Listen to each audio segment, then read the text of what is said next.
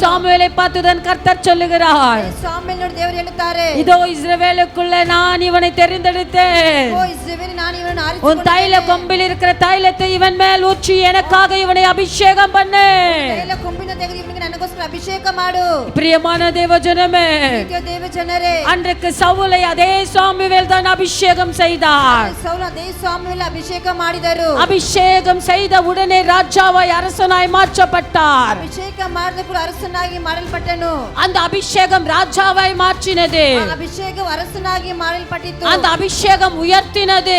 ಅಭಿಷೇಕವು ಎತ್ತಿಸಿತು. அந்த அபிஷேகம் சிறியவனாய் மாற்றவில்லை, ಅಭಿಷೇಕ ಚಿಕ್ಕವನಾಗಿ அந்த அபிஷேகம் பெரியவனாய் மாற்றிட்டு. ಅಭಿಷೇಕ ದೊಡ್ಡವನಾಗಿ ಬದಲಾಯಿಸಿತು. அதே அபிஷேகம் தான் இன்னைக்கு உங்க மேல கூட கர்த்தருடைய ஆவியானவர் ஒவ்வொருவரையும் தெரிந்தெடுத்து ஊழியக்காரரை கொண்டு தீர்க்க தரிசி கொண்டு உன் மேல எண்ணெய் வார்த்து உங்களை கர்த்தருக்கென்று தெரிந்தெடுத்தார்.